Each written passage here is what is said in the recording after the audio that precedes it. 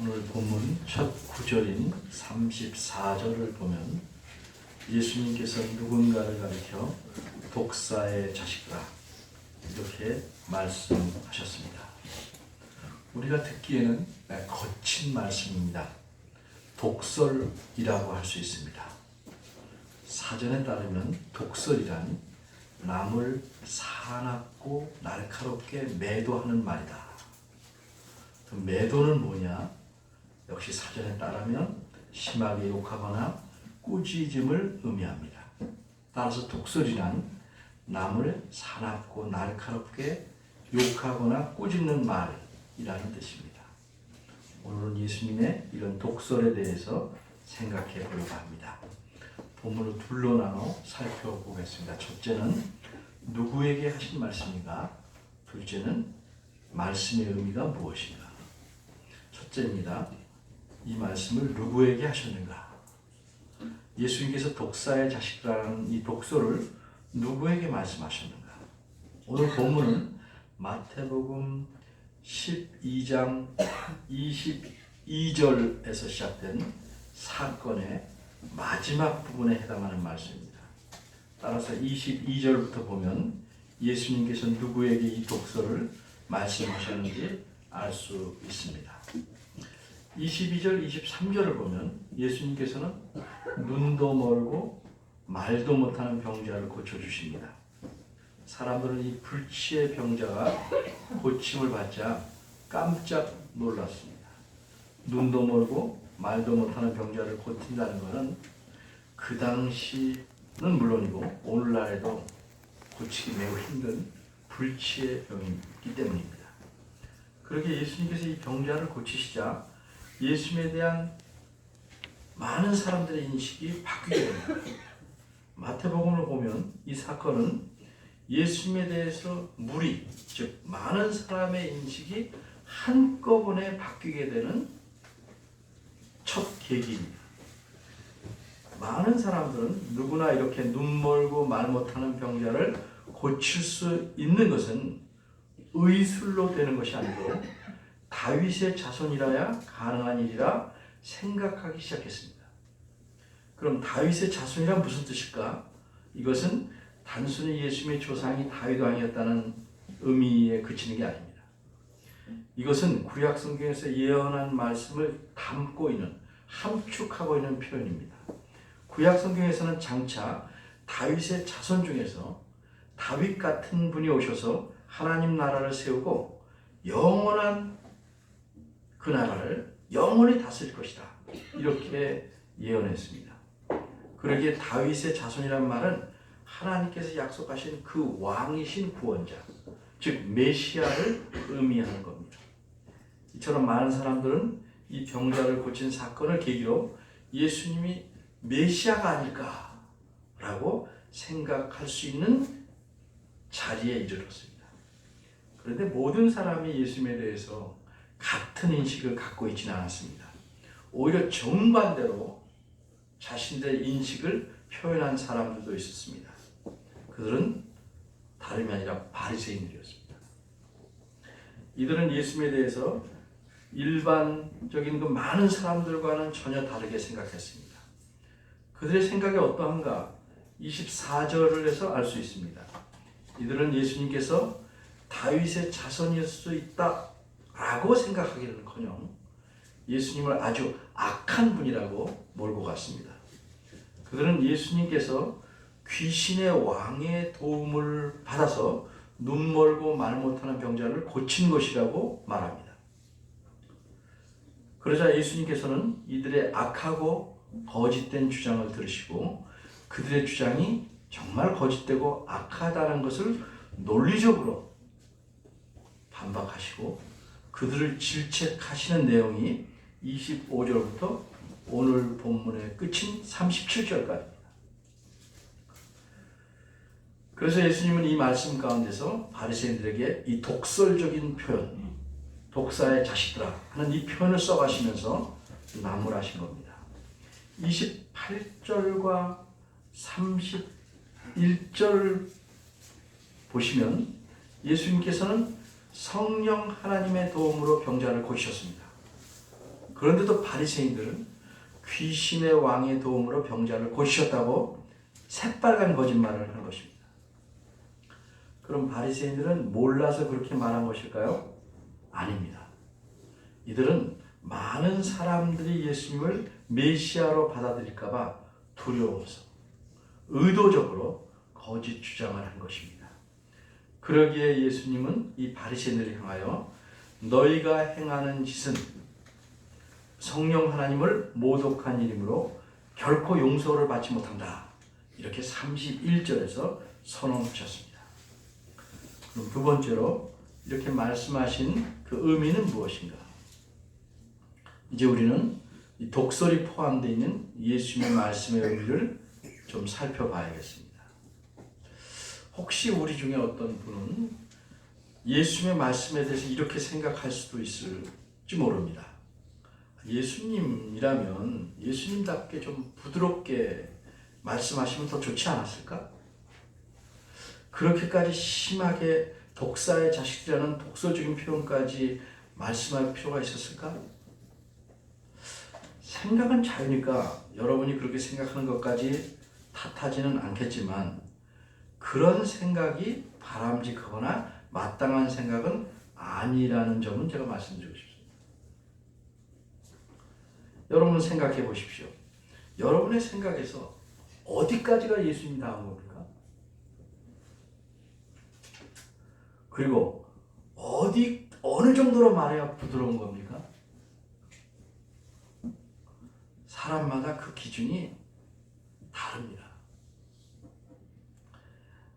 말씀이 예수님 다우려면 공의와 사랑이 균형을 이루면 됩니다. 예를 들어서 재판관이 선고할 때 그 선고문이 엄격하고 공의롭지 않습니까? 근데 그것에 대해서 우리가 재판관답지 못하다거나 좀 더 선고가 부드러워야 한다 이렇게 말하는 것이 바람직할까요? 말의 논리는 사실에 근거하고 분명하다면 그것으로 정당한 것입니다. 이렇게 엄청난 잘못을 행한 바리새인들에게 예수님께서 지금 질책하는 말씀을 하시는데 그 말씀에서 부드러움을 참고 요구하는 자체는 합당하지 않을 것입니다.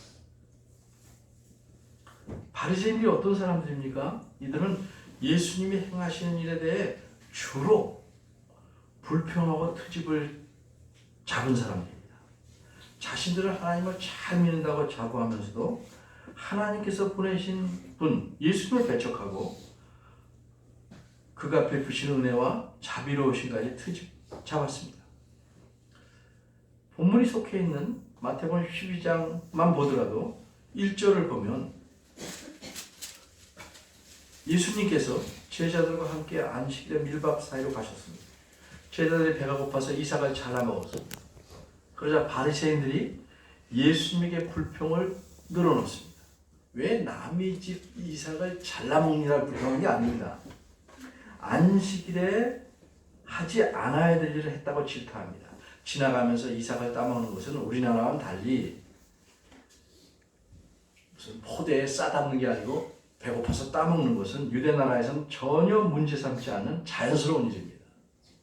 기준이 다릅니다. 그러기에 바리새인들은 이삭을 따먹는 것이 아니고 안식일에 이렇게 따먹는 일을 했다고 탓한 것입니다. 배고플 때 먹는 것은 안식일에도 해야 될 일입니다. 안식일이라고 배가 안 고픈 일은 없습니다. 근데 바리새인들은 안식일의 의미를 바르게 알지 못했고 그러니까 자기네들이 정해놓은 규정에 따라 예수님을 탓했습니다. 또 구절을 보겠습니다. 예수님께서 회당에 들어가서 손이 말라 비틀어진 사람을 봤습니다. 그래서 그 손을 건강하게 고쳐주셨는데 그렇게 하기 전에 이 바리새인들은 예수님이 안식일에 이 손 마른 사람을 건강하게 고쳐주시는 그 일을 하면 안식일에 일했다고 고소하려고 벼르고 있었습니다. 그러자 그 생각을 아신 예수님이 이렇게 말씀합니다. 양 한 마리가 구덩이에 빠졌는데 안식이라고 건져주지 않겠냐? 안식일에 좋은 일, 남을 돕는 일, 고쳐주는 일, 이런 일은 선을 행하는 것이고 그건 안식일에 해도 하나님 앞에서 옳은 것이다. 이렇게 말씀합니다. 사실 이렇게 반듯하게 가르쳐주면 정상적이면 어떻게 생각하게 됩니까? 아, 우리가 잘못 했구나. 이렇게 이해해야 되는데 바리새인들은 어떻게 하면 예수를 죽일까 연구하기 시작합니다. 그리고 세 번째 사건이 또 나오는데 방금 말씀하신 22절부터 나오는 사건입니다. 이 병자는 눈이 멀고 벙어리가 됐는데 귀신이 들려서 그랬습니다. 근데 이 병자를 예수께서 고쳐주시니까 바리새인들은 귀신의 왕의 능력으로 귀신을 내쫓아서 고쳐줬다. 이렇게 거짓 주장을 합니다. 그러자 예수님은 이런 바리새인들의 주장은 성령을 회방한 것이다. 즉 모독한 것이기 때문에 결코 용서할 수 없다라고 말씀하시면서 이런 논리적인 지적을 하십니다. 27절을 보겠습니다.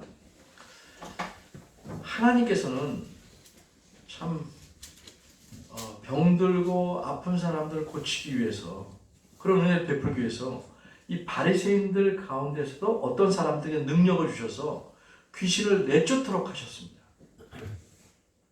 이 사실을 가리켜 예수님이 이렇게 말씀하는 겁니다. 너희 아들들, 즉 너희 바리새파에 속한 문화생들이 귀신을 내쫓는 일이 있었는데 그것도 귀신을 힘입어서 내쫓는 거냐?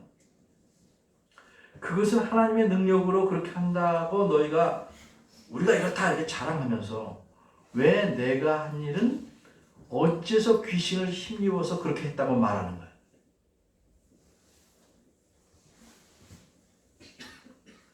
이처럼 귀신을 내쫓을 수 있는 것이 하나님의 능력인 줄 바리새인들은 분명히 알면서도 그들은 예수님을 공격하기 위해서 거짓 주장을 한 것입니다.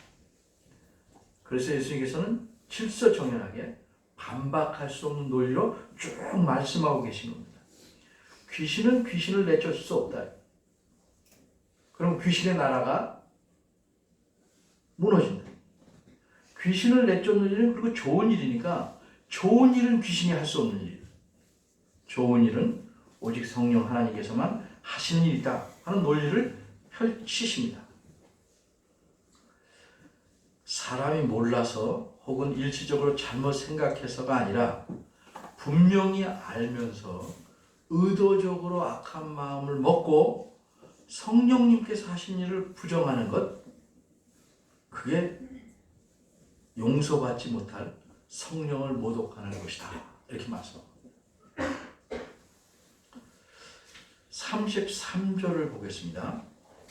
예수님께서는 또 말씀하시기를 나무도 좋고 실과 즉 열매도 좋다고 하든지 나무도 좋지 않고 열매도 좋지 않다 하든지 하라.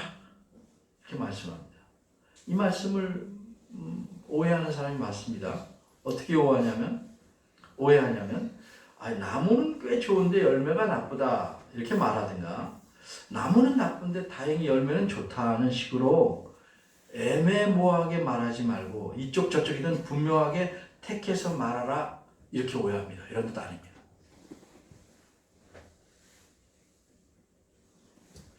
여기서 좋다 하든지, 그러니까 좋다 하라 이런 말이에요. 이 좋다 하든지에서 하든지의 원형이 한다, 하다라는 점. 좋다, 좋게 한다. 이 말은 만들라는 뜻입니다.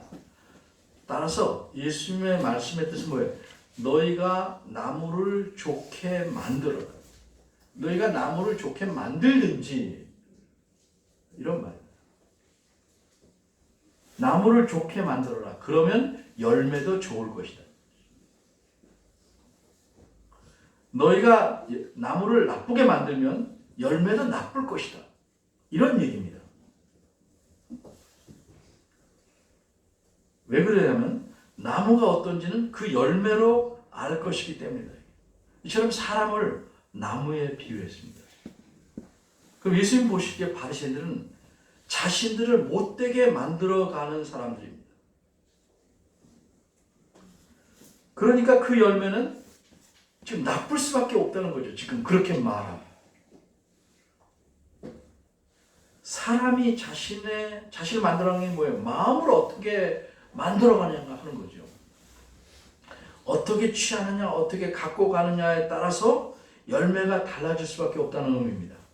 그래서 사람이 선한 마음, 바른 마음으로 마음을 만들어가면 그 열매가 되는 말도 선할 것이고, 악하게 만들어가면 그 마음에서 나오는 말도 역시 악할 것이라는 말씀입니다.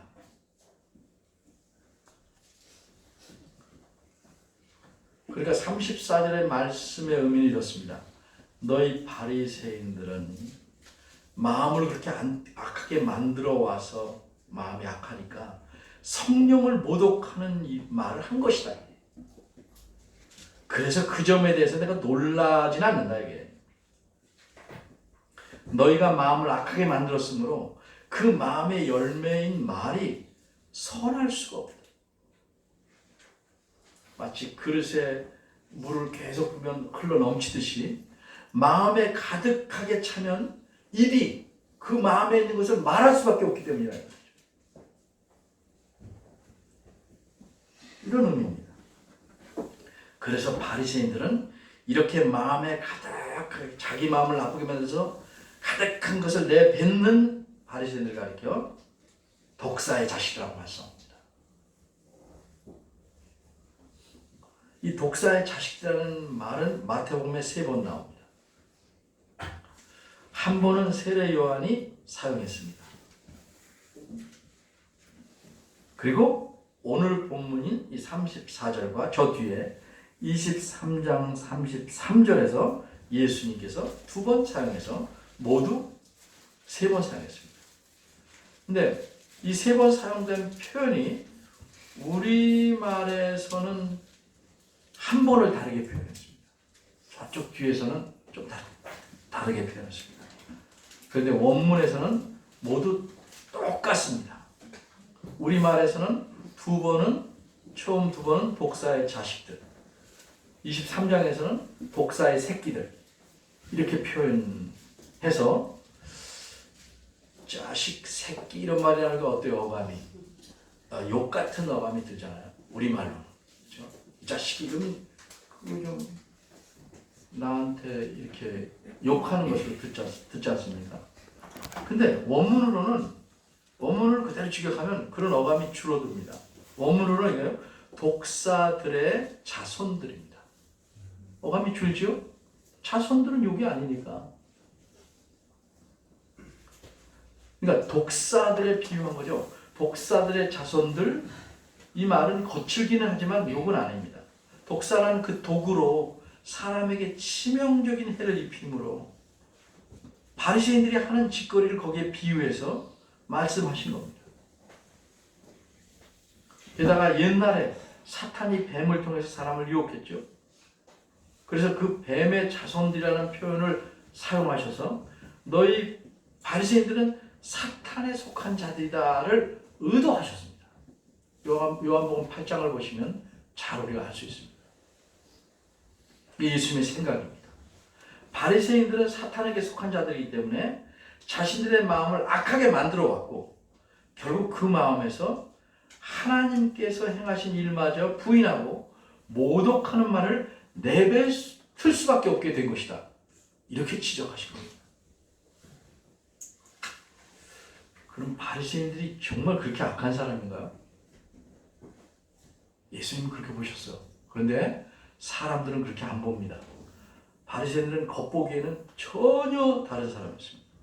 그들은 그 당시 백성들에게 아주 존경을 받는 종교인들이었습니다. 하지만 예수님의 눈에는 그들의 실상이 보일 겁니다. 그래서 그들은 하나님을 잘 믿는다고 하지만 예수님 보시기는 사탄에게 속한 자들이다. 그래서 하나님의 능력을 부인하고 하나님께서 보내신 메시아를 대적한 것입니다. 그런데 예수님 말씀이 여기서 멈추지 않고 좀 일반화됩니다. 예수님 시대의 바리새인들만 그리하는 것이 아니고 사람은 누구나 그럴 수 있다고 일반화시킵니다. 그래서 35절부터는 일반적으로 누구에게나 적용되는 말씀을 하십니다. 뭐라고 말씀하셨습니까? 선한 사람은 그 쌓은 선에서 선한 것을, 악한 사람은 그 쌓은 악에서 악한 것을 낸다. 이렇게 말씀합니다. 우리말에 이렇게 썼는데, 선한 선이라는 말은 이런 거예요. 좋은 것을 곳간에, 마음을 곳간에 비교해서 선한 사람은 마음이라는 곳간에 좋은 것을 쌓아놓고, 이런 말입니다. 좋은 것을 쌓아놨으니까 손님이 올 때나 남에게 줄 때 그 곳간에서 좋은 것을 꺼내주게 된다는 의미입니다. 우리말은 이렇게 좀 약간 흐리게 번역을 했습니다. 반대로 악한 사람은 그 마음의 곳간에 악한 것을 쌓아놨으니까 남에게 줄 때 그 안에서 나오는 것이 뭐예요? 악한 것일 수밖에 없다는 거예요. 이게 지금 35절의 의미입니다. 말이란 마음에서 나오는 겁니다. 마음의 열매입니다. 그래서 그 사람의 말을 통해서 그의 마음을 어느 정도 볼 수 있는 겁니다.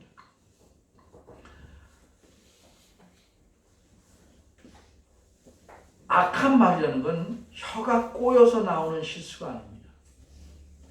그런 말의 실수는 누구나 하지만 남에게 악한 말을 하는 것은 그 마음에 쌓인 것이 악하기 때문에 하는 것이지 말 실수가 아닙니다. 말이 얼마나 중요한지는 성경의 많은 곳에서 말씀합니다. 한 예만 들어봅니다. 야고보서 1장 26절에 보면 누구든지 스스로 경건하다가 생각하고, 그 생각하지만 자기 혀에 재갈을 물리지 아니하면 그 사람의 경건은 헛것이다. 자신이 예수님을 잘 믿는다 생각해도 말에 문제를 일으키면, 악한 말로 문제를 일으키면 그 사람의 경건은 헛것이다. 물론 남에게 아픈 소리가 할 수 있습니다. 근데 그거는 정말 사랑을 담은 충고고 권면이어야 합니다. 자기 마음의 곳간에서 무엇을 꺼내오느냐에 대해서는 누가 책임집니까? 자신이 책임을 져요. 36절과 37절 예수님은 계속해서 말씀하십니다. 얼마나 무서운 말씀인지 몰라요? 내가 너에게 이르노니 사람이 무슨 무익한 말을 하든지 심판날에 이에 대하여 신문을 받으리니. 여기서 무익한 말이라는 건 우리가 대수롭지 않게 여기는 말, 별 생각 없이 한 말을 가리킵니다. 물론 말이라는 걸 하다 보면 꼬여서 나갈 수도 있지만 이런 순수한 말 실수 외에 그 안에 마음에서 나온 것이 말에는 담겨 있습니다.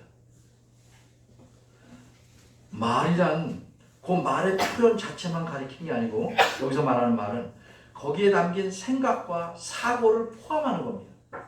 마음에서 나오는 것이기 때문에. 따라서 사람의 말은 모두 하나님에게 신문을 받습니다. 신문 받는 게 뭘까? 이 말 좀 어려운 말인데 원어의 뜻은 자기가 한 모든 말에 대해서 값을 치러야 한다는 거예요. 그 대가를 치러야 된다. 하나님은 다 아시니까 대가를 치러야 된다. 그래서 자신이 한 말로 사람은 하나님에게 칭찬도 받고 의롭다 하는 판정을 받기도 하고, 자신의 한 말 때문에 사소한 말일지라도 하나님에게 정죄를 받을 수 있다는 겁니다. 그럼 오늘 본문에서 하나님에 대해서 가르치는 중요한 사실이 뭡니까? 하나님께서는 모든 사람의 모든 말에 대해서 그 사람에게 책임을 물으신다는 사실입니다. 그래서 특히 하나님의 자녀가 된 우리는 말에 조심해야 됩니다. 책임을 물으시는 하나님 앞에서 합당한 말을 하며 살아야 합니다. 에베소서 4~5장에 보면 이런 말씀이 있습니다. 무릇 더러운 말은 너 입 밖에도 내지 마라. 오직 덕을 세우는 데 소용되는 대로 선한 말을 하여 듣는 자들에게 은혜를 끼치게 하라. 누추함과 어리석은 말, 희롱의 말은 마땅치 아니하니 오히려 감사하는 말을 하라. 어떻게 하면 그렇게 할 수 있을까? 거두절미하게 말하면 내가 이 말을 할 때 하나님이 들으시면 기뻐하실까? 생각하면 정리가 잘 될 겁니다.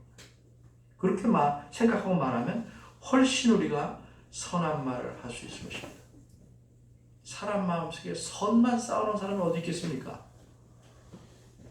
네, 하나님을 기쁘시게 하려면 잘 추려서 꺼내낼 수 있겠죠. 올해부터는 더욱 말부터 하나님을 기쁘시게 하는 삶에 힘쓰시기를 바랍니다. 기도하겠습니다. 은혜로우신 하나님, 저희가 말에 참으로 부족함이 많습니다. 용서하여 주시길 바랍니다. 그리고 저희들의 마음에 악한 것을 쌓아두지 않도록 도와주옵소서.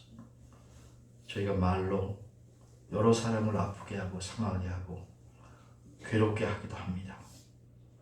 주께서 긍휼히 여겨 주시고 내가 하는 사소한 말이라도 하나님이 다 듣고 계심을 기억해서 하나님을 기쁘시게 하는 말 하도록 조심하게 깨우쳐 주시길 바랍니다. 하나님의 은혜를 바란다면서 자신의 책임은 다하지 않고 하나님의 은혜를 사모한다 하면서 우리 마음속에 하나님이 원하지 않는 것들을 쌓지 않도록 도와주시옵소서. 우리 입에서 나오는 열매로서 말마다 말할 때마다 여러 사람을 기쁘게 하고 하나님을 흐뭇하게 하는 그런 자녀들이 되게 하시옵소서.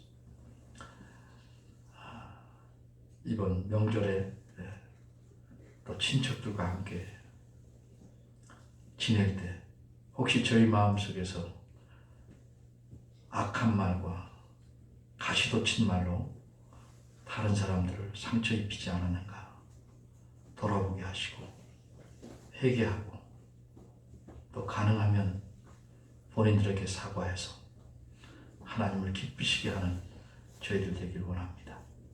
저희 언어의 습관을 돌아봐서 늘 나 자신을 고치고 좋은 것을 마음에 쌓아둘 줄 아는 하나님의 자녀 되도록 이끌어 주옵소서. 예수님의 이름으로 기도합니다. 아멘.